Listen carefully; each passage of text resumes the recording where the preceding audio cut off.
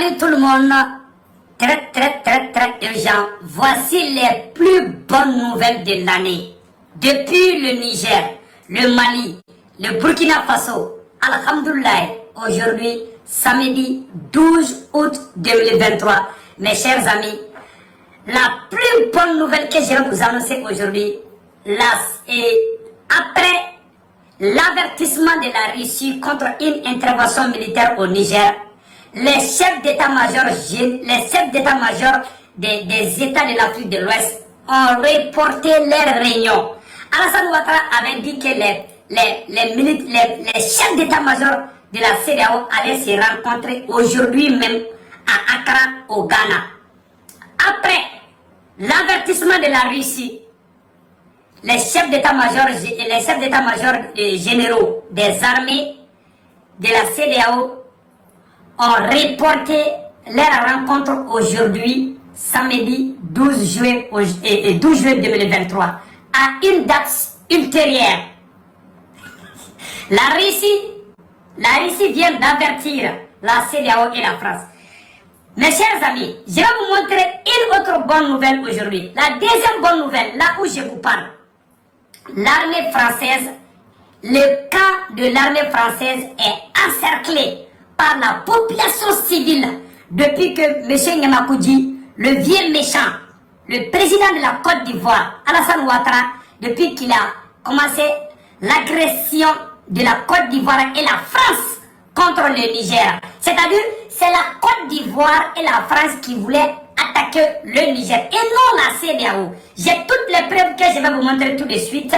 Je vais vous montrer les preuves tout de suite. Mes chers amis, c'est une victoire pour le peuple du Niger. C'est une nouvelle victoire pour le peuple du Burkina Faso, pour le peuple du Mali.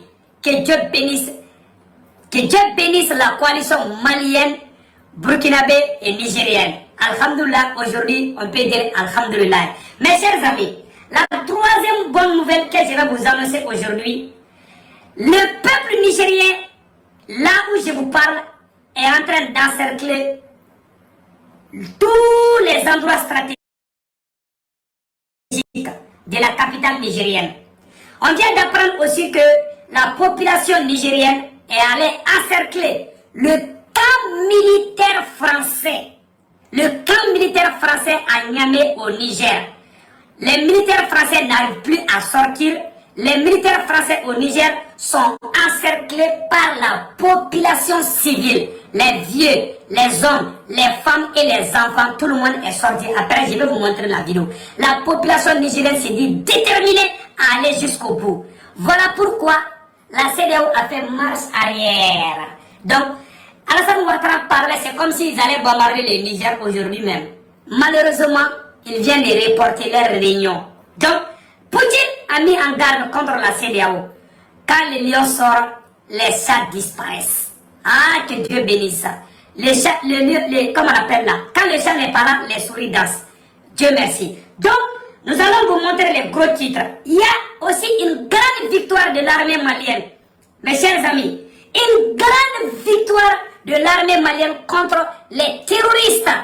L'armée malienne vient de faire son entrée à Ber, une localité à 60 km de Tombouctou, qui était occupée par les groupes rebelles. Aujourd'hui, l'armée malienne vient de prendre le contrôle total de la ville de Ber. Bravo aux femmes. C'est un endroit stratégique où les malfrats, les terroristes, les soi-disant rebelles faisaient des trafics de drogue. Où les terroristes quittaient le Niger, la Mauritanie, l'Algérie pour aller vendre les drogues à Ber. C'est cette localité que l'armée malienne aussi vient de prendre aujourd'hui. Le contrôle de la ville de Ber est sous... l'armée malienne a pris le contrôle de la ville de Ber, non loin de Tombouctou, à 60 km de Tombouctou. On dit bravo à la force armée malienne. Mes chers amis, je vais vous montrer une vidéo qui va vous faire rire. Au moment où M. Nyamakoudji est en train de pleurer, au moment où M. Nyamakoudji est en train de faire des bruits, dans une université, je vais vous montrer, dans une université où les étudiants ivoiriens. Donc, voilà une nouvelle humiliation. une nouvelle victoire pour le peuple malien, burkinabé et nigérien.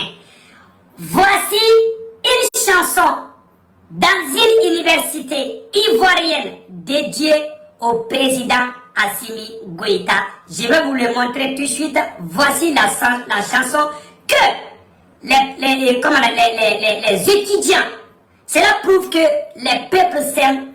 Ce sont les dirigeants qui sont les vrais problèmes. Et regardons cela aujourd'hui, samedi 12 août 2023.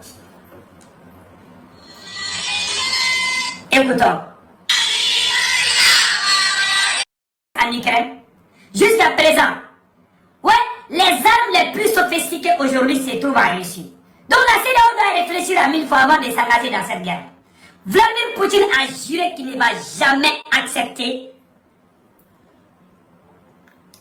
Poutine a juré qu'il ne va jamais accepter l'agression de l'OTAN contre le Niger.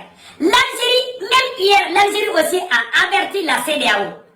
C'est Alassane Ouattara, le vieux Nyamakoudji, le vieux méchant, qui est en train de pousser le Satan, le vieux méchant, qui n'a ni cœur, qui ne pense même pas à la population civile, qui ne pense même pas à la vie civile, était prêt à sacrifier ses propres peuples, ses propres soldats pour satisfaire Macron. Macron qui est détesté par Dieu, Macron qui est détesté par le peuple africain. C'est le combat de Dieu. Il y a la main de Dieu qui est dedans.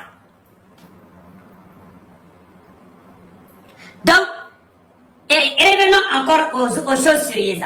Qu'est-ce qui s'est passé encore? Il y a eu la réaction de la population. Nous venons